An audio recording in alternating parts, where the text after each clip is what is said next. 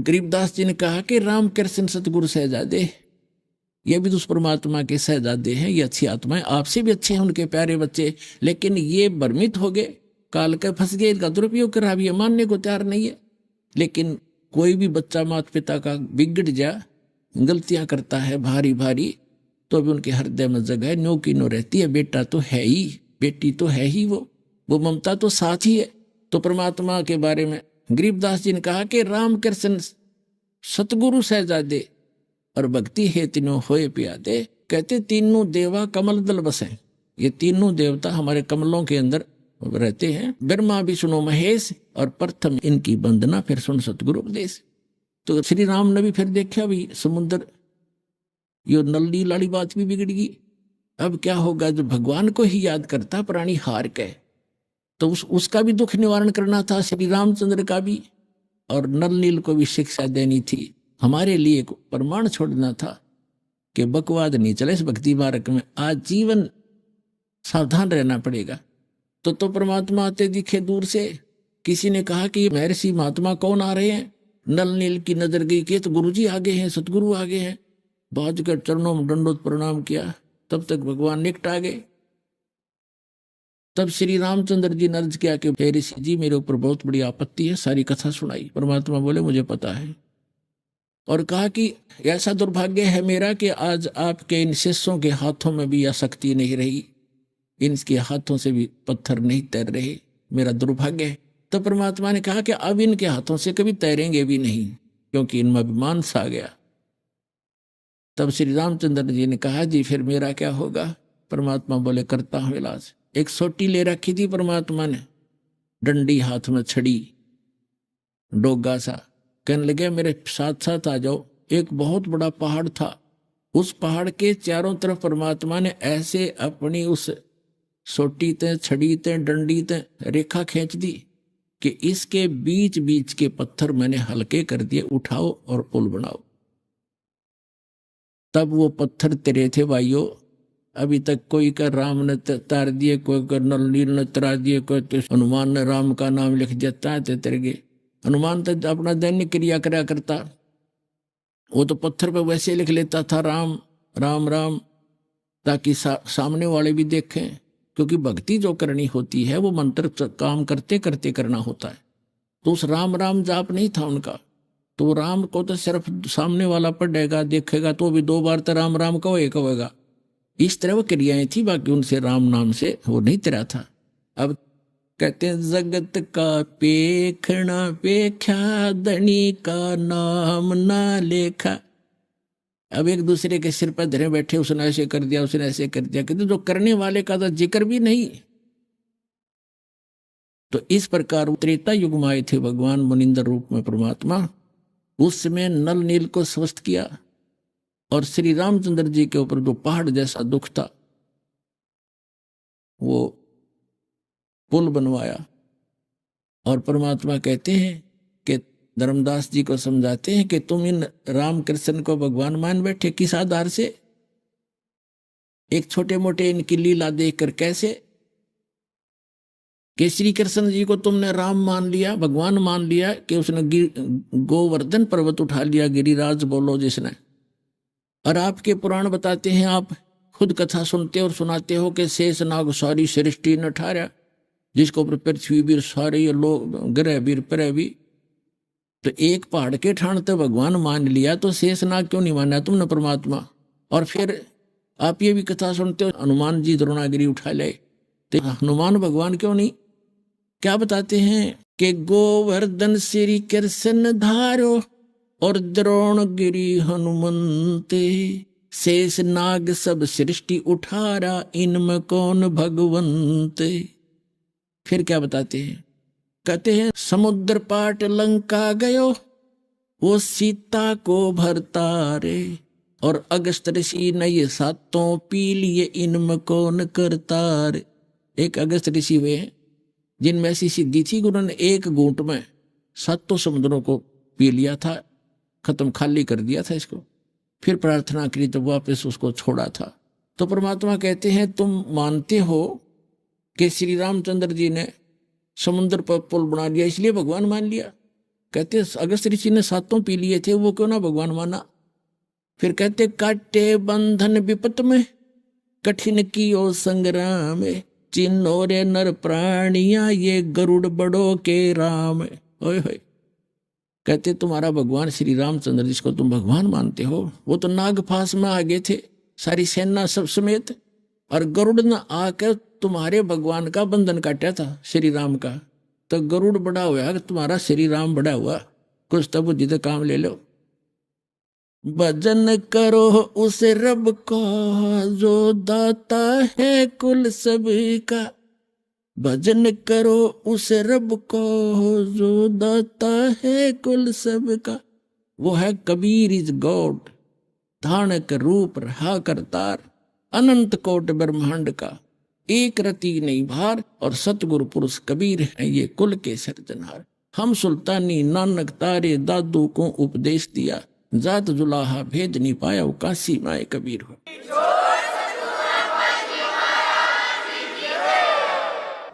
सारी सृष्टि के रचनहार कबीर देव, कबीर साहब, कबीर परमेश्वर, ये हमारे हमदर्द हैं, हमारे पिता हैं, हमारे जनक हैं। चींटी से लेकर हाथी के, रंग से लेकर राजा के, और देव से लेकर महादेव और सुरपति इंद्र तक के वही जनक हैं। दुर्गा देवी और ज्योति निरंजन ब्रह्म सरपुरुष और अक्षर पुरुष के भी जनक वही हैं। अक्षर पुरुष की उत्पत्ति भले ही अचिंत से हुई है, अचिंत भी उसी परमात्मा कबीर साहब का पुत्र है, उनका ही दिया वचन से अक्षर पुरुष की उत्पत्ति अचिंत के माध्यम से हुई थी। तो पुण्यात्माओं, आप जिस लोक में रह रहे हो ये लोक ठीक नहीं, ये महागंदा स्थान है, और यहां कोई ना रहा ना रहेगा। परमात्मा स्वयं आते हैं इस काल के जाल को समाप्त करने के लिए, अज्ञान हटाने के लिए, और हमें अपना निज स्थान बताने के लिए, जहाँ हम पहले रहा करते थे, जहाँ कोई दुख नहीं था। यहाँ काल भगवान ने हमारे को इस 5 तत्वों की कैद में बेड़ी लगा रखी है, रोक रखे हैं इस बॉडी में। कोई गधे की बॉडी में, कोई सूअर के पिंजरे में, कोई मानव के पिंजरे में। ये जीव इस शरीर रूपी पिंजरे में और 21 ब्रह्मांड रूपी कैद में रोक रखा है। यहाँ कोई सुखी नहीं है, यहाँ के प्रबंधक भी सुखी नहीं है, जो ब्रह्मा विष्णु महेश 3 व्यवस्थक बताए जाते हैं। और हम जिस लोक में रह रहे हैं ये काल भगवान का लोक है। काल से अंडरस्टूड है कि वो क्या चीज़ है, क्या वस्तु है। ये काल नाम ही अपने आप को डिफाइन करता है।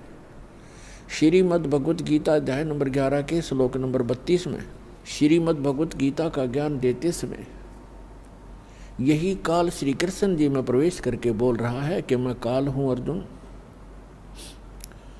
और सभी को खाने के लिए अब प्रवृत्त हुआ हूँ, सबका नाश करने के लिए। गीता अध्याय नंबर 11 के श्लोक 21 में अर्जुन कह रहा है कि हे भगवान, आप तो ऋषियों को भी खा रहे हो, आप तो सिद्धों को भी खा रहे हो, जो वेद मंत्रों से आपकी स्तुति भी कर रहे हैं, आप उनको भी नहीं बख्श रहे हो। कोई आपकी जाड़ों में लटक रहे हैं, कोई आपके मुंह में प्रवेश कर रहे हैं। तब इसने कहा कि मैं काल हूँ भाई, मैं सबको खाने के लिए अब प्रवृत्त हुआ हूँ। तो पुण्यात्माओं, श्री कृष्ण जी काल नहीं थे। उन्होंने पहले कभी अपने आप को काल नहीं कहा, उसके बाद कभी काल नहीं कहा। और ये कहना कि मैं अब प्रवृत्त हुआ हूँ, श्री कृष्ण तो पहले वहाँ विद्यमान थे। इसका नाम काल है। परमात्मा ने आकर बताया है, जो सबके पिता हैं, सबके जनक हैं, कि इस काल को 1 लाख मानव शरीरधारी प्राणी नित्य खाने पड़ते हैं। उसके लिए ये सब अपनी व्यवस्था करवा रहा है अपने तीनों पुत्रों से। रजगुण युक्त ब्रह्मा जी को कर रखा है, सतगुण युक्त विष्णु जी को, और तमगुण युक्त श्री शिव जी को, शंकर जी को। इन तीनों से ही ये सब व्यवस्था अपनी करवा रहा है। ब्रह्मा जी से निकल रही तरंगों, उसके अंदर से निकल रही उस वासना से हम सभी जीव प्रभावित होते हैं और संतान उत्पत्ति करते ही करते हैं। भगवान शिव के अंदर से निकल रही सतोगुण की तरंगों, उसके अंदर वो वासना निकलती है जिससे हम प्रभावित होकर के यहाँ एक दूसरे के साथ मोह के अंदर, ममता के अंदर ग्रस्त रहते हैं। हमारे बस की बात नहीं कि हम यहाँ से ये मोह हटा सकें। तो आप तीसरा जो भगवान है श्री तमोगुण युक्त शंकर जी की आप कार्यशैली से परिचित हैं कि वो संहार करते हैं। किस लिए करते हैं? जब पैदा हुए हैं तो मारने की क्या आवश्यकता है? पैदा किए हैं तो उनको मारा क्यों जाता है? हमारी बुद्धि काम करना बंद कर गई क्योंकि हमने ये प्रोसेस फाइनल मान लिया और कोई विकल्प नहीं। तो परमेश्वर ने आके बताया कि तीनों भगवान भले ही अपने अपने स्थानों पर रहते हैं। आपके प्रभु श्री ब्रह्मा जी श्री रजोगुण युक्त, श्री विष्णु जी सतोगुण युक्त और श्री शंकर जी तमोगुण युक्त। ये अपनी अपनी राजधानी, इनके द्वीप हैं, नगरी हैं, ऊपर लोक है, शिवपुरी है, विष्णु लोक है, विष्णुपुरी है, ब्रह्मापुरी है। ये वहाँ रहते हैं, लेकिन उनके अंदर से निकल रहे गुणों का प्रभाव है, जो वासना है। इन तीन लोकों पर उनकी रेंज है, पृथ्वी लोक, पाताल लोक और स्वर्ग लोक। तो वहीं से वो प्रभावित कर रहे हैं यहाँ पर सबको। जैसे एक मकान के अंदर दूसरे कक्षों में व्यक्ति बैठे होते हैं और रसोई के अंदर मिर्चों का छोंक लगता है, तो अन्य कक्षों में बैठे हुए व्यक्ति भी प्रभावित होते हैं, जबकि वो स्थूल साकार वस्तु रसोई के अंदर है मिर्च, उसके गुण ने वहाँ प्रभावित किया और उनको छींकें आने लगी। उनके बस की बात नहीं कि उन छींकों को वो रोक सके किसी कीमत पर।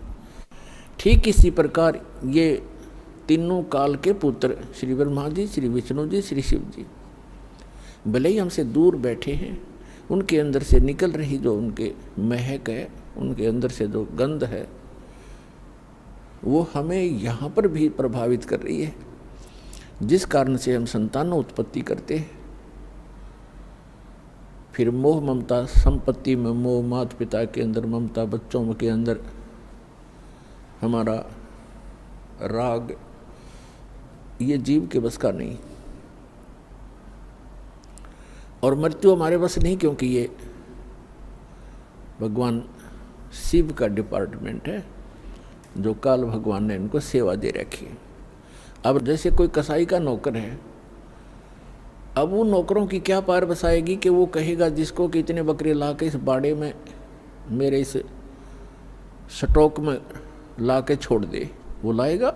और दूसरे नौकर की सेवा लगा रखी है कि इन सब बकरों को तू इनकी सेवा कर, इनको चरा, जल पिला, गर्मी सर्दी से बचा, यहाँ रख, पालन कर इनका, वो करेगा ही करेगा।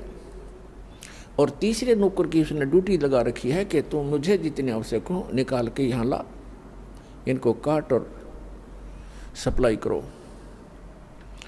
तो उनके बस की बात नहीं है, वो कितने नेक व्यक्ति हों वो तीनों नौकर, लेकिन वो अपनी ड्यूटी को करनी ही पड़ेगी। इसी प्रकार ये तीनों देवता इस काल कसाई के, काल भगवान के पुत्र और साथ में नौकर हैं, व्यवस्थक हैं। और पुण्यात्माओं, इस काल भगवान को श्राप लगा हुआ है। 1 लाख मानव शरीरधारी प्राणी ये नित आहार करता है। परमेश्वर ने आके बताया हमारे को, जैसे परमेश्वर चारों युगों में आते हैं, और जो ये सत्संग चल रहा है ये उसी उपलक्ष्य में है कि ये वो शुभ दिन है जिस दिन परमात्मा ने हमारे ऊपर दया करी। कलयुग के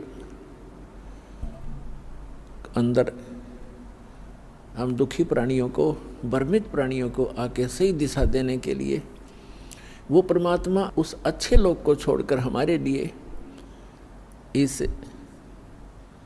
काल के लोक में आए, कसाई के बाड़े में आए, कसाई के लोक में आए और हमारे को यथार्थ ज्ञान देने की चेष्टा की। लेकिन हमने परमात्मा के उस ज्ञान को स्वीकार नहीं किया, क्योंकि हमारे धर्म गुरु काल से प्रभावित हैं, प्रेरित हैं।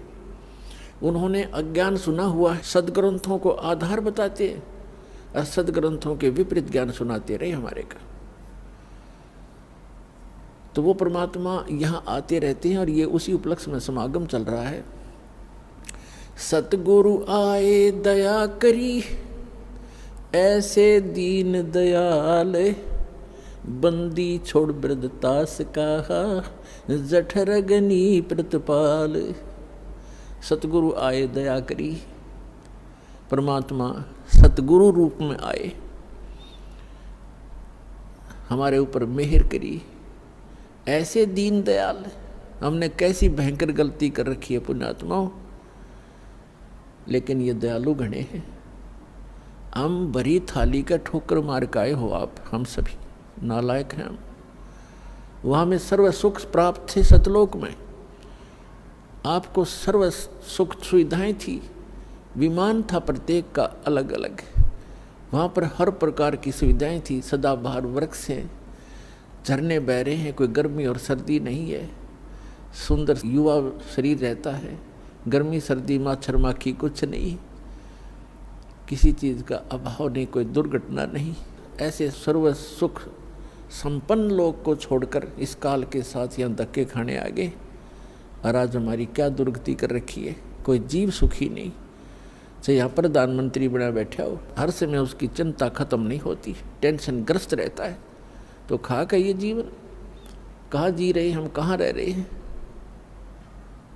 सतगुरु आए दया करी ऐसे दीन दयाल, और बंदी छोड़ वृद्धतास का जठरग्नि प्रतिपाल। बंदी छोड़ माने इस काल की बंद से हम बंदी हैं, कैदी हैं, काल के कैदी हैं, और हम कर्मानुसार अपने दुख या भोग रहे हैं, क्योंकि कैद में किए हुए कर्म का ही दंड भोग रहा होता है। तो समर्थ आकर के हमें काल के जाल से छुड़वाकर सतलोक ले जाते हैं, अमरलोक ले जाते हैं। इसलिए वो बंदी छोड़ खाते हैं। अमर करूं सतलोक पठाऊं, ताते बंदी छोड़ कहाऊं। कहते हैं अमर करूं, सदा के लिए ऐसे स्थान पर भेज दूंगा तुम्हें जहां आपकी कभी मृत्यु नहीं होगी। गीता अध्याय नंबर 15 के श्लोक नंबर 1 से 4 में प्रमाण है कि उल्टा लटका हुआ पीपल संसार रूपी वृक्ष समझो, इसके ऊपर को मूल है, नीचे को तीनों गुण रजगुण ब्रह्मा सद्गुण विष्णु रूपी शाखाएं हैं।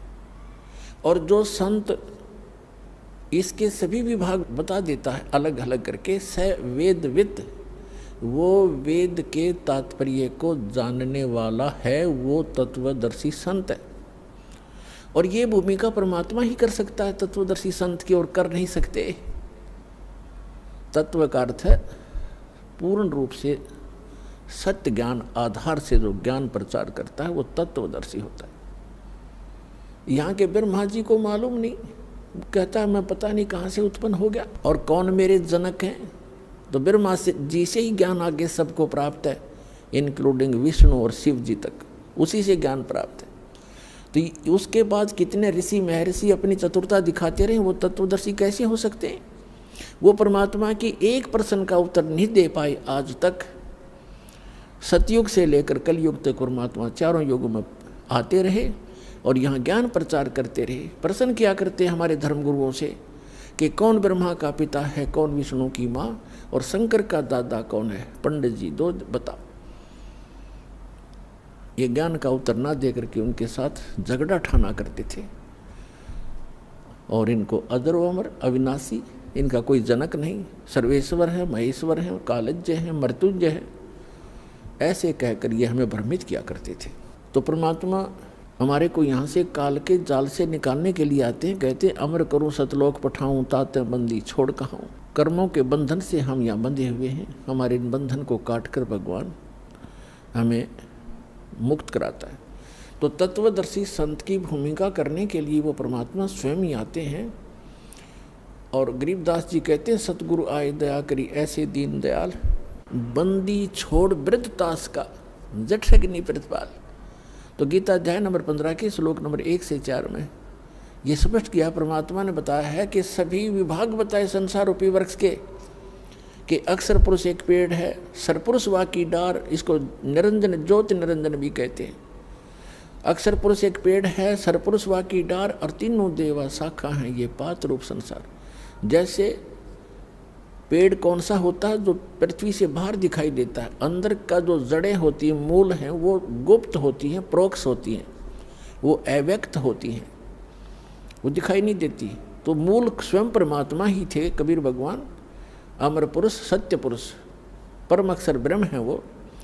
और उसके बाहर जो दिखाई देता उसके विषय में उन्होंने बताया कि अक्षर पुरुष ये तना समझो, और सरपुरुष वाकी डार, जो मोटी डार निकलती है उसको ब्रह्म समझो, और तीनों देवा शाखा हैं, डार के आगे तीन शाखा समझो, ये रजगुण ब्रह्मा, सदगुण विष्णु, तप गुण शिव जी जान। परमात्मा ने बताया था अक्षर पुरुष एक पेड़ है, ये पृथ्वी से बाहर जो दिखाई देता है, इसके विषय में परमात्मा ने जानकारी दी है कि अक्षर पुरुष ये तना जो है, ये तो अक्षर पुरुष है, और सरपुरुष वाकी डार और तीनों देवा शाखा हैं, ये पात रूप संसार। ये तना तो सरपुरुष है, सरपुरुष वाकी डार और तीनों देवा शाखा हैं, ये हम यहाँ हैं, ये पात रूप संसार। अब जड़ कौन है, ये बताने के लिए इस दास को भेजा है कि ये परम अक्षर ब्रह्म है, जो सबका पालन करता है, जो गुप्त है, प्रोक्ष है, पृथ्वी के अंदर समझो, यानी ऊपर के लोक हैं, सतलोक, अलखलोक, अगमलोक, अकह लोक, ये इससे ऊपर का पुरुष नीचे का। और ये है कौन, अनंत कोट ब्रह्मांड का एक रति नहीं भारे, सतगुरु पुरुष कबीरे हैं, ये कुल के सिरजनहारे। हम सुल्तानी नानक तारे, दादू को उपदेश दिया, जात जुलाहा भेद न पाया, ये काशी माहे कबीर हुआ। तो ये है वो संसार रूपी वृक्ष। श्रीमद् भगवद गीता अध्याय नंबर 15 के श्लोक 1 से 4 का वर्णन है। ये निष्कर्ष है इसका कि उल्टा लटका हुआ संसार रूपी वृक्ष है अर्जुन, ऊपर को जड़, नीचे को शाखा। गीता ज्ञानदाता ने केवल इतनी जानकारी दी है, ऊपर को जड़ और नीचे को तीनों गुण रूपी शाखा वाला ये एक संसार रूपी वृक्ष है, पीपल का समझो, अविनाशी वृक्ष है। और जो इसके सभी पार्ट्स, ऊर्ध्व मूलम अधः शाखम अश्वत्थम प्राहु अव्यम छंदासी यस्य पर्णानि ये तम वेद स वेदवित्, इसके सभी छंद, सभी विभाग जो जानता है, पत्तों समेत इसके सब छंद हैं, ऊपर को जड़ और नीचे को शाखा वाला ये संसार रूपी पीपल का अविनाशी वृक्ष समझो। इसके पत्ते आदि सभी छंद हैं, और जो इन सभी विभागों को जानता है, सब न्यारे न्यारे बताता है, स वेदवित्, वह तत्वदर्शी संत है। तो श्रीमद् भगवद गीता के इस अध्याय 15 के श्लोक 1 में जो वर्णन है कि वो वेदवित्, वो तत्वदर्शी संत सतगुरु होगा, वो कौन है, जिसने ये वाणी बोली है अपने सुख संवेद में, सच्चिदानंद घन ब्रह्म ने उस तत्व ज्ञान में बोला है। तो वो सतगुरु भी वही हैं। तुम साहेब तुम संत हो, तुम सतगुरु तुम हंस, गरीब दास तुम्हारे रूप बिना और न दूजा अंश। तुम साहेब तुम संत हो और तुम ही सतगुरु, सच्चा ज्ञान देने वाले अध्यात्म मार्ग का यह सर्व ज्ञान, और आप ही हंस हो, तुम ही सच्चे भक्त रूप में भी आप ही एक भूमिका करें। तो यहाँ बताया है कि उस परमेश्वर ने बताया अक्षर पुरुष एक पेड़ है, सरपुरुष वाकी डार और तीनों देवा शाखा हैं, ये पात रूप संसार। श्रीमद् भगवद गीता अध्याय नंबर 15 के श्लोक नंबर 1 से 4 का निष्कर्ष है, ये ऊपर को जड़ और नीचे को तीनों गुण रूपी शाखा वाला संसार रूपी पीपल का वृक्ष अविनाशी जानो। और जो संत इसके सभी विभागों को जानता है वह तत्वदर्शी संत है, और उसके पास तत्व ज्ञान है। श्रीमद् भगवद गीता अध्याय नंबर 4 के श्लोक 32 में स्पष्ट किया है, सच्चिदानंद घन अपने मुख कमल से यथार्थ ज्ञान, तत्व ज्ञान बोलता है। जो परमेश्वर के मुख कमल से उच्चरित वाणी होती है, वो तत्व ज्ञान है। उसके अंदर आध्यात्मिक यज्ञों का यानी आध्यात्मिक अनुष्ठानों का विस्तृत विवरण होता है, और उसको जानने के बाद फिर सभी कर्मों से, सभी पापों से मुक्त प्राणी हो जाता है। वो तत्व ज्ञान स्वयं परमात्मा अपने मुख कमल से, ब्रह्मणे मुखे, अपने मुख कमल से बोलकर वो वाणी उच्चारण करता हो, सच्चिदानंद घन ब्रह्म की वाणी में विस्तार से कहे गए हैं, वो तत्व ज्ञान है। चौथे अध्याय के 34वें श्लोक में कहा है कि अर्जुन उस तत्व ज्ञान को जो गीता ज्ञान से अन्य है, उस तत्व ज्ञान को तत्वदर्शी संतों के पास जाकर समझ, उनको दंडवत प्रणाम करने से, कपट छोड़कर उनकी सेवा करने से, सरलतापूर्वक प्रसन्न करने से वो तत्वदर्शी संत तुझे तत्व ज्ञान का उपदेश करेंगे। तो 15वें अध्याय के प्रथम मंत्र में उसकी पहचान बताई है श्रीमद् भगवत गीता में, कि जो इस ऊपर को जड़, नीचे को तीनों गुण रूपी शाखा वाला ये संसार रूपी वृक्ष समझो, और इसके सभी विभाग, पत्ते आदि इसके सभी भाग हैं, और जो संत इन सब विभागों को जानता है, सब पार्ट्स जानता है, इसके अंग भिन्न भिन्न बताएगा, स वेदविद, वो तत्वदर्शी संत है। और 15वें अध्याय के 4थे श्लोक में कहा है कि तत्व ज्ञान रूपी शस्त्र से इस अज्ञान को काट कर उसके पश्चात परमेश्वर के उस परम पद की खोज करनी चाहिए, जहां जाने के बाद साधक फिर लौटकर संसार में कभी नहीं आते, और केवल उसी परमात्मा की भक्ति करनी चाहिए जिसने सर्व ब्रह्मांडों की रचना की है, सबका रचनहार है, सर्व उत्पादक है वो। तो दास जो ये बताना चाहता था, सतगुरु आए दया करी ऐसे दीन दयाल, बंदी छोड़ वृत्तास का जठरग्नि प्रतिपाल, अमर करूं सतलोक पठाऊं ताते बंदी छोड़ कहाऊं। अमर करूं, उस परमात्मा के तत्व ज्ञान के आधार से सत साधना करने वाले प्राणी वहां चले जाते हैं, फिर लौटकर कभी संसार में नहीं आते।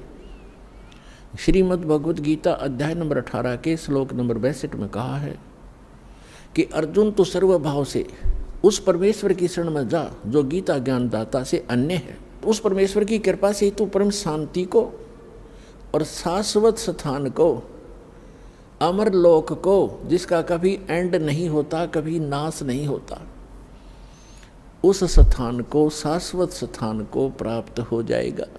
अपने आत्मा, ये ज्ञान भगवान ने 600 वर्ष पहले बताया था, और फिर उन महापुरुषों को मिले परमात्मा आकर के, जो उनका गुण है, विधान है, अच्छी आत्माओं को मिले। आदरणीय धर्मदास साहिब जी को, आदरणीय मलुकदास साहिब जी को, आदरणीय नानक साहिब जी को, आदरणीय दादू साहिब जी को, आदरणीय गरीबदास साहिब जी गांव छुरानी जिला झज्जर हरियाणा वाले को, आदरणीय गीसा दास साहिब जी को गांव खेखड़ा उत्तर प्रदेश जिला बागपत वाले को, और स्वामी रामानंद जी काशी वाले को, महर्षि को। तो उन महापुरुषों ने और स्वयं परमात्मा ने हमारे को सचेत करने की चेष्टा की कि जो साधनाएं, जो भक्ति तुम कर रहे हो और जिस भगवान को तुम परमात्मा माने बैठे हो, वो परमात्मा नहीं है। जिस स्वामी को, जिस प्रभु को आपने परमात्मा मान रखा, ये परमात्मा नहीं है। परमात्मा की परिभाषा होती है जो श्रेष्ठ आत्मा हो। श्रेष्ठ आत्मा कभी किसी को मारता नहीं, किसी की टांग नहीं काटता, किसी को अंधा नहीं करता, किसी को रोगग्रस्त नहीं करता। अब कई अनजान जो बिल्कुल माइनस जिनकी बुद्धि होती है अध्यात्म में, वो कहते हैं कि हम इस बात से चिंतित हैं कि भगवान है कहाँ। भगवान होता तो ये हालत होती लोगों की। जैसे अभी एक दुखद खबर हम सुन रहे हैं कि केदारनाथ और बद्रीनाथ के दर्शनार्थ गए हुए श्रद्धालु इन अज्ञानी आचार्यों, शंकराचार्यों द्वारा भ्रमित किए हुए वहाँ भगवान खोजने गए थे, और आज खबरों में सुनने को आ रहा है कि 15-20 हज़ार व्यक्ति मारे जा चुके। फ्लड में बादल फट गया और केदारनाथ के मंदिर का पता नहीं कहाँ गया, एक शिवलिंग खड़ा हो टूंड सा। तो पुण्यात्मा परमात्मा 600 वर्ष पहले आए, उसके बाद उनके ज्ञान से परिचित महापुरुषों ने यही ज्ञान सुनाया। और वो कहा करते थे, चारों युग में संत पुकारे और कूक कहा हम हेल रे, हीरे माणिक मोती बरसे ये जग चुगता ढेल रे। परमात्मा 600 वर्ष पहले बताया करते थे। और उनसे परिचित महापुरुष आदरणीय गरीबदास साहिब जी ने कहा है कि चारों युग में संत पुकारे, कबीर साहिब की महिमा गाई है। और कूक कहा हम हेल रे, हमने रुक के मार मार के, आवाज़ लगा लगा के, शोर मचा मचा के बता दिया कि हम तत्व ज्ञान और सत साधना रूपी हीरे मोतियों की वर्षा कर रहे हैं। आप इनको नहीं उठा रहे हो, ग्रहण नहीं कर रहे हो, और आन उपासना रूपी इन भ्रमित किए हुए आचार्यों और शंकराचार्यों, ऋषियों, महर्षियों, मंडलेश्वरों के द्वारा भ्रमित किए हुए आप बहुमूल्य वस्तु को छोड़कर कंकर पत्थर इकट्ठे कर रहे हो। ये आन उपासना, इन तीर्थों पर जाके मत्था टेकना, वहाँ दर्शनार्थ जाना, कल्याण की इच्छा करना, ये तो आपकी भूल है, बाल बुद्धि है। परमात्मा कहते हमरा ज्ञान किन्हें ना सुनिया, और ये पर भी लेन जात है दुनिया। पुण्यात्माओं, हमें बड़ा दुख है कि हमारे भाई बहन वहाँ किसी गंदी मौत मरे केदारनाथ की इस दुर्घटना में। कलेजा मुँह को आता है। हमारी ही दशा ऐसी हो रही है उनकी इस दीनता को देखकर। कोई भूखा मर के अचानक बैठे हैं, धर्मशालाएं बह गई हैं, कोई सो रहा था, कोई भगवान के गुण गा रहा था, आज उनका पता नहीं कहाँ चले गए। तो पुण्यात्माओं, जिनके वो सदस्य मरे होंगे उनकी क्या हालत होगी। तो कैसा है ये लोग। यहाँ संतों ने, महापुरुषों ने बताया है। नानक साहिब जी कहते, ना जाने काल की कर डारे, और किस विध ढल जा पासावे, और जिनाते सरते मौत खुड़क दी उन्हानू केड़ा हासावे। तो पुण्यात्माओं, परमात्मा स्वयं आकर के हमें ज्ञान सुनाया करते थे। इन अज्ञानी गुरुओं ने काल प्रेरित होकर अपने स्वार्थवश हमारे तक यथार्थ ज्ञान भगवान का दिया हुआ आने नहीं दिया। और कबीर साहब दुलाहा, एक धानक, एक निर्धन व्यक्ति, और फिर लास्ट में एक कवि, और ज़्यादा ही किसी ने उपमा दी तो एक भक्त कहकर उनकी फाइल को क्लोज कर रखा था। उनकी हिस्ट्री बंद कर दी थी, लाल को कूड़े के ढेर में डाल दिया था। इस दास को पारखू बनाया, जौहरी बनाया। इस दास ने उस लाल की परख की और ढंडोरा पीटा, अनाउंसमेंट करनी शुरू कर दी कि ये लाल है जिसको तुम पत्थर मान रहे हो और जिनको तुम हीरे मोती समझते हो, वो कौड़ी है, वो बहुमूल्य नहीं है। इस प्रचार के लिए, अपने भाई बहनों तक ये सत्य संदेश पहुंचाने के लिए दास ने और दास के साथ पहले समय से लगे हुए मेरे बच्चे और बेटियों ने बहुत कुछ कठिनाइयों का सामना अवश्य करना पड़ा। जेलों में जाना पड़ा, जगह जगह इन नकली लोगों ने, झूठों ने हमारे ऊपर झूठे मुकदमे भी बनवाए बच्चों के ऊपर। लेकिन हमें पता लग गया है कि वो अनजानपने में ये सब कुछ कर रहे हैं। जिस दिन उनको भी ये ज्ञान होगा, वो भी उसी भगवान के बच्चे हैं और वो हमारे साथ हो जाएंगे, उनका कल्याण हो जाएगा। हमारा उद्देश्य किसी की भावनाओं को ठेस पहुंचाना नहीं, हमारा उद्देश्य उनको सही दिशा देना है कि जिससे आपका भी, आपके परिवार का भी, और आपके जो इस गलत साधना करके चले गए, मृत्यु को प्राप्त आज प्रेत पितर बने हुए, उनका भी उद्धार हो जाएगा। इस साधना से जो दास बताता है।